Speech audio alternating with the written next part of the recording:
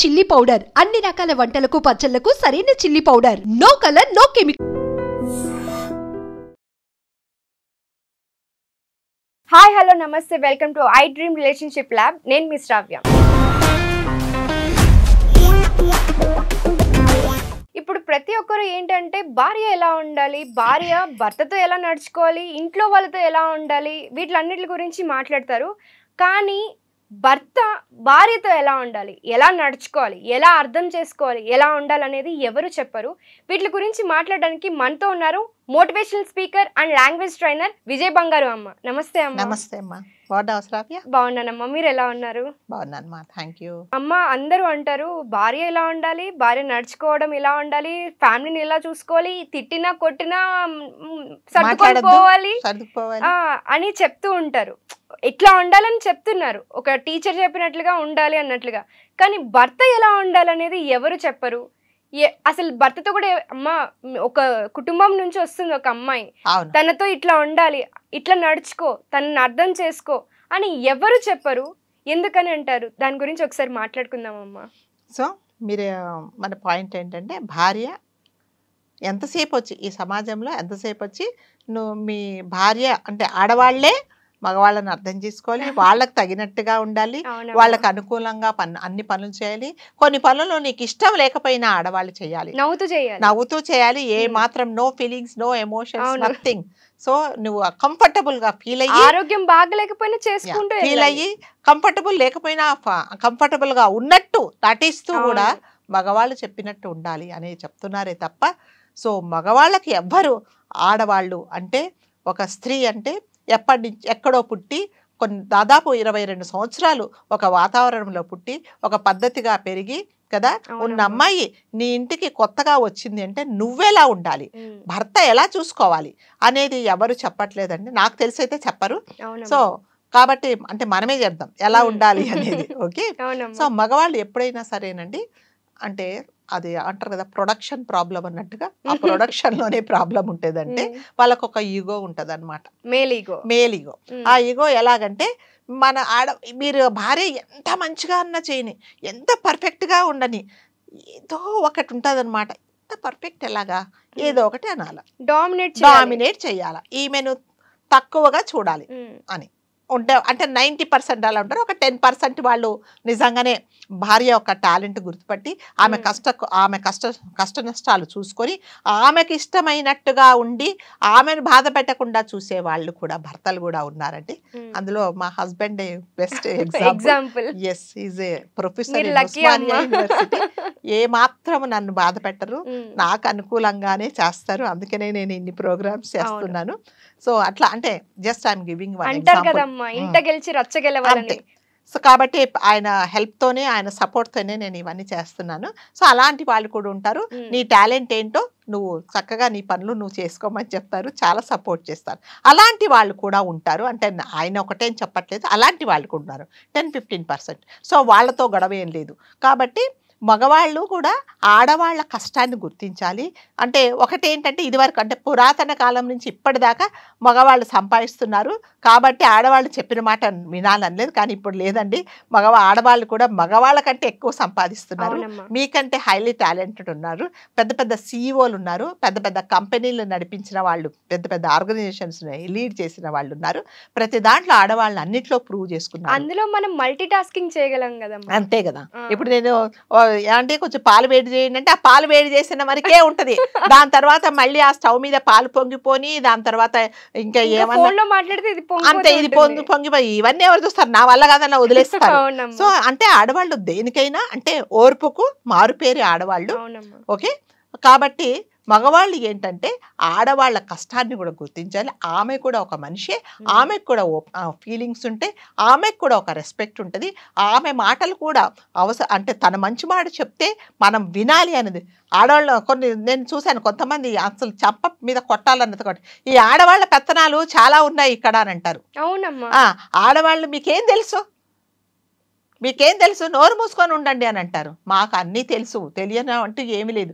కాకపోతే మీకు గౌరవం ఇవ్వాలని, కొన్ని విషయాలు తెలిసినా తెలియకుండా ఉన్నాము అనేది అది మగవాళ్ళు గుర్తించటం లేదు. చాలా మంది ఆడవాళ్ళ పెత్తనం కాదు, ఇది ఆడపెత్తనం అయిపోయింది ఇల్లంతా. అని మాట్లాడతారు అనమాట. అంటే ఎలాగంటే ఆడవాళ్ళని కించపరుస్తూ అసలు మీకేమీ చేత కాదు అన్నట్టు. కానీ మగవాళ్ళు ఆడవాళ్ళని ఎలా గుర్తించాలంటే అసలు వీళ్ళ టాలెంట్ ఏంటి, వీళ్ళు నిజంగా ఇన్ని పనులు ఎలా చేస్తారు, ఆఫీస్కి వెళ్తారు, పిల్లల్ని చక్కదిద్దుతారు, వాళ్ళని చదువులు చెప్తారు, ఇంట్లో ప్రతి ఒక్కటి నాకు చేతికి అందిస్తారు. దాని తర్వాత ఎవరైనా మీ అత్తగారిని, మీ నాన్నను, మీ అమ్మను, అత్తగారిని, మామగారిని చూసుకుంటారు. ప్రతి ఒక్కటి వీళ్ళు ఎందుకు ఎలా మల్టీ టాలెంటెడ్ అనేది ఎవరు గుర్తుపట్టరండి. మగవాళ్ళు ఎంతసేపటికి వచ్చి నేను గ్రేట్, ఎంతసేపు వచ్చి నేను గ్రేట్. ఇప్పుడు భార్య భర్త బయటికి వెళ్ళి వస్తారండి, ఓకే, ఏదో ఒక పార్టీకో ఒక సినిమాకో వెళ్ళొచ్చారు. రాగానే మామూలుగా మనం ఏం చేస్తాం, ఆడవాళ్ళు ఏం చేస్తారు, కాదు కాళ్ళు చేతులు కడుక్కొని గబగబా చీర కొంగు దోపేసుకొని వంటింట్లోకి వెళ్ళేసి గబగబా వంటగదంతా శుభ్రం చేసుకొని రేపటికి పని చేసుకుంటారు. మగవాళ్ళు ఏం చేస్తారు, రాగానే షూ అటు ఇటు వేసేసి రిమోట్ తీసుకొని టీవీ చూడడమా లేకపోతే ఫోన్ చూసుకోవడం కదా. మరి మీరు ఎవరు టాలెంటెడ్, ఎవరు గొప్ప, ఆడవాళ్లే గొప్ప కదా. అది మీరు గుర్తించాలి. మా ఆడవాళ్ళు నిజంగానే మల్టీ టాలెంటెడ్ అండి. సో మనం ఆడవాళ్ళం కాబట్టి మనని మనం పొగుడుకున్నట్టు కాదు, this is a reality. So ఇందులో మనం ఇందులో ఏమి కల్పించి చెప్పింది అయితే ఏమీ లేదు. సో ఏదన్నా అవసరం వచ్చింది అనుకోండి, ఇవాళ నాకేదో అవసరం, ఇవాళ ఒక 500 నాకు కావాలి, హస్బెండ్కి కావాలి, చాలా ఇబ్బంది పడతాడు, వాళ్ళని అడుగుతాడు, వీళ్ళని అడుగుతాడు. సో అప్పుడు ఏం చేస్తుందంటే, ఉండండి 500 కదా అని పోపుల డబ్బాలో తీసుకొచ్చేస్తుంది. సో అది నిజంగానే టాలెంటెడ్. మరి నువ్వు సంపాదించి నువ్వు ఎందుకు దాచుకోలేదు?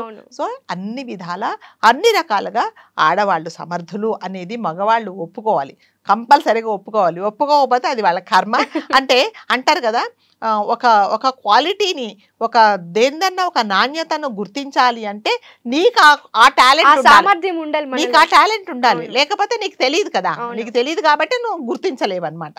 అంటే ఇంకా కొంతమంది అంటే పిల్లలు ఉన్న వాళ్ళు, మగవాళ్ళు ఏం చేస్తారంటే తల్లిని పిల్లల ముందు హేళన చేసేసి, మీ అమ్మకి ఏం తెలీదు, మీ అమ్మ మాట వినకు, మీ అమ్మ ఊరు నుంచి వచ్చింది, అసలు ఏమీ తెలియదు అని. అది చాలా తప్పండి. అంటే భార్యను నువ్వు గౌరవించకపోతే నీ పిల్లలు ఎలా గౌరవిస్తారు? అంటే ఎప్పుడైనా ఏం నాన్న అమ్మ నీకేం తెలియదమ్మా నువ్వు మాట్లాడకు అని ఆ పిల్లలు కూడా తల్లిని మాట్లాడతారు. ఎందుకంటే తండ్రి మాట్లాడాడు కాబట్టి. తండ్రి ఎప్పుడైతే భార్యను గౌరవిస్తారో ఆటోమేటిక్గా పిల్లలు తల్లిని గౌరవిస్తారు కదా. అది చేయట్లేదండి చాలా మటుకు నేను చూశాను. తల్లిని అంటే పిల్లల ముందే, అంటే నిజంగానే భార్యలో నీకు కొన్ని విషయాలు నచ్చకపోతే మీ ప్రైవసీ ఉంటుంది కదా, మీరు ఇద్దరు కలిసి ఉన్నప్పుడు ఇదిగో నువ్వు ఇలా చేసావు కదా, ఇది తప్పు, నువ్వు ఇలా చేయకు, నీకు తెలీదు అని నువ్వు కరెక్ట్ చేయాలి. నువ్వు పిల్లల ముందు, ఇంకా కొంతమంది చుట్టాల ముందు, చుట్టుపక్కల ముందు, ఫ్రెండ్స్ ముందు, గెట్ టుగెదర్ పార్టీలో అలా అంటే కావాలని అవమానిస్తారనమాట. ఏదో తెలుసో తెలియకో ఏదో ఒక మాట మాట్లాడిందో, డ్రెస్సింగ్ సెన్స్ లేదనో, లేకపోతే నీకు యాటిట్యూడ్ ఉందనో, ఇలా మాట్లాడే వాళ్ళని కూడా నేను చూశాను అనమాట. అంటే నీ భార్యలో ఉండే తప్పులు నువ్వే కరెక్ట్ చేయాలి. ఎవరు కరెక్ట్ చేస్తారు అంటే, నీ భార్య గురించి నువ్వు మాట్లాడితే పక్కన వాళ్ళకు నువ్వు ఒక ఛాన్స్ ఇస్తున్నట్టు మీరు కూడా అనండి అనేసి. అది చాలా తప్పండి. ప్రతి భర్త భార్యను మరి గౌరవిస్తేనే, అంటే నాకు తెలిసినంత వరకు భర్త లేకపోతే భార్య ధైర్యంగా పిల్లలను పెట్టుకొని 4 ఇళ్లలో పాచి పని చేసుకొని పిల్లను చదివించి పైకి తీసుకొచ్చిన వాళ్ళని మనం ఎంతమంది. అదే భార్య లేకపోతే భర్త ఒక్కరోజు పుట్టింటికి వెళ్ళిందంటే ఉప్పు ఎక్కడ పెట్టిందో తెలియదు, పప్పు ఎక్కడ పెట్టిందో తెలియదు, కాఫీ పొడి ఎక్కడ పెట్టిందో 100 సార్లు ఫోన్ చేస్తాడు, అదేంటి ఇదేంటి, ఇదిగో వాడేవాడో వచ్చాడు, ఏదో చేయాలంట కదా, ఇస్త్రీ వాడు వచ్చాడు, ఎందుకంటే నీకు తెలీదు. అదే నువ్వు లేకుండా ఉంటే, నువ్వు 4 రోజులు బయటికి క్యాంప్కి వెళ్తే కూడా ప్రతి ఒక్కటి సమర్థిస్తుంది ఆడది. కాబట్టి కంపల్సరీగా మగవాళ్ళు మీరు మీకు ఇష్టం ఉన్నా లేకపోయినా, మీ ఇగో దెబ్బతిన్నా కంపల్సరీగా మీరు భార్యలను గౌరవించండి, ఆడవాళ్ళని గౌరవించండి, మీ ఇంట్లో వాళ్ళని గౌరవించండి. ఎప్పుడైతే మీరు మీ ఇంట్లో వాళ్ళని గౌరవిస్తారో బయట ఉండే వాళ్ళని కూడా గౌరవిస్తారు. వాళ్ళ గురించి చులకనగా మాట్లాడకూడదు ఫస్ట్ ఆఫ్ ఆల్. అంటే అత్తగారి దగ్గర ఈ అమ్మాయిని తక్కువ చేసి మాట్లాడడం, అత్తగారి దగ్గర పిల్లల దగ్గర అలా తక్కువ చేసి మాట్లాడడం, ఎక్కువ చేసేసి వాళ్ళు చెప్పిందే విను, నీకు తెలియదులే వాళ్ళు చెప్పిందే విను అని మాట్లాడతారు. దానివల్ల అమ్మాయి అటు నుంచి వచ్చినప్పుడు ఆ పద్ధతులే పాటిస్తుంది, కానీ ఈ పద్ధతులకు నేర్చుకోవాలంటే టైం పడుతుంది. అలా కాదండి, ఇప్పుడు దాంట్లో కూడా ఉంది పద్ధతి, నీకు కరెక్టే. ఇప్పుడు ఒక అమ్మాయి ఒక పుట్టింటి నుంచి ఒక వేరే కంప్లీట్ గా డిఫరెంట్ ట్రెడిషన్, డిఫరెంట్ కల్చర్ ఉన్న ఒక ఇంటి నుంచి ఇంకొక ఇంటికి వచ్చిందంటే కరెక్టే. ఇప్పుడు మీ ఇంట్లో ఒకలాగా వంట చేస్తారు, మా ఇంట్లో ఒకలాగా చేస్తారు. మీ ఇంట్లో ఒకలాగా తింటారు, మా ఇంట్లో డైనింగ్ టేబుల్ మీద కూర్చుంటేనే పద్ధతి. మీ ఇంట్లో మంచాల మీద కూర్చొని తింటారు, సోఫాల మీద కూర్చొని తింటారు, లేకపోతే తినేటప్పుడు కాళ్ళు ఆరజోపుకొని తింటారు. అది మీ ఇంట్లో పద్ధతి, మా ఇంట్లో అది జరగదు. కాబట్టి ఏం చేయాలంటే ఇదిగో మా ఇంట్లో పద్ధతి, ఫస్ట్ నువ్వు అమ్మాయిని కూర్చోబెట్టి పద్ధతులు చెప్పండి ఇది అని. అంటే ఇంకొక ఇంట్లో ఎప్పుడైతే అత్తగారు కోడలు ఫ్రెండ్స్ లాగా ఉంటారో అసలు ఆ ఇంట్లో గొడవలే జరగవండి కదా. నిజంగా వాళ్ళిద్దరు చక్కగా ఉన్నారు అనుకోండి, అండర్స్టాండ్ చేసుకొని అసలు గొడవలే ఉండవు. అసలు గొడవలు వచ్చేదే వాళ్ళతో, మామయ్య గారితో కోడలతో చాలా తక్కువ గొడవలు వస్తాయి, అత్తగారు కోడలతోనే వస్తాయి. కాబట్టి నిజంగానే మీరు అన్నట్టుగా బయట నుంచి వచ్చిన ఒక అమ్మాయి నా కూతురికి తెలియకపోతే నేను ఎలా చెప్తాను అలాగే చెప్పాలి అని భర్త కూడా చెప్పాలి. ఇదిగో మీ ఇంట్లో ఇలా జరిగింది, మా ఇంట్లో అలా కాదు, నువ్వు నేర్చుకో అని చెప్పాలి. ఆ అమ్మాయిని నీకేం తెలియదు అనేసి చుట్టాల ముందు, పక్కాల ముందు, తర్వాత వేరే ఫ్రెండ్స్ ముందు అవమానిస్తే నిన్ను నువ్వు అవమానించు, నీ భార్యను అవమానిస్తే నిన్ను అవమానించినట్టే కదా. కాబట్టి ఇది ఎప్పుడు చేయకూడదు అంటే భర్త 24 hours ఎప్పుడు చూసిన ఎటువంటి పరిస్థితుల్లో కూడా భార్యను సపోర్ట్ చేస్తే నీ గౌరవాన్ని నువ్వు పెంచుకున్నట్టే. మీరు అన్నట్టుగా నిజంగా తప్పు చేస్తే yes you have to correct. ఎప్పుడు కరెక్ట్ చేయాలా?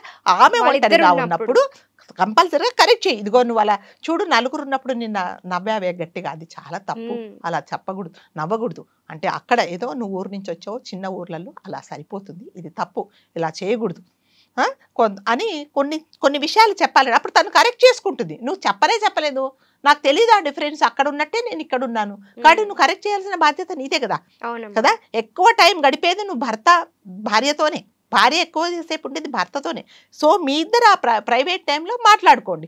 అంతేగాని నువ్వు నలుగురిలో అవమానిస్తే నిన్ను నువ్వు అవమానించు. నీ భార్య అంటే నీ సగం కదా, నీ శరీరంలో సగ భాగం, నీ సగభాగాన్ని నువ్వే అవమానించుకుంటే ఆమెను ఎవరు గౌరవిస్తారు? నువ్వు గౌరవిస్తే నీ పిల్లలు గౌరవిస్తారు, నీ బంధువర్గం గౌరవిస్తారు, నీ తల్లిదండ్రి గౌరవిస్తారు. కాబట్టి గౌరవం అనేది భర్త నుంచే రావాలండి.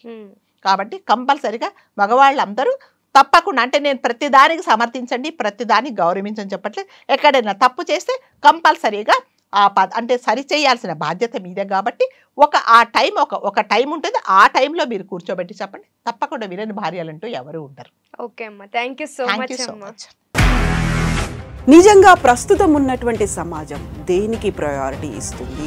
ఆర్థిక సంబంధాల చుట్టూ మాత్రమే తిరుగుతోంది. మళ్ళీ ఎన్నికలంగానే చాలా విరక్తి కలుగుతున్నాం. మంచి అనిపిస్తుంది కదా, లేడీస్ కూడా ఛాలెంజింగ్ జాబ్స్ చేసినప్పుడు చాలా బాగుంటది. ట్రాఫిక్ అసిస్టెంట్స్ గా నియమించిన ట్రాన్స్జెండర్స్ అందరితో సాల్యూట్ చేయించుకుంటున్నారు. ఫుడ్ డెలివరీ ఇవ్వటానికి వెళ్ళినటువంటి డెలివరీ బాయ్ అనిల్ పై కళ్ళ ముందు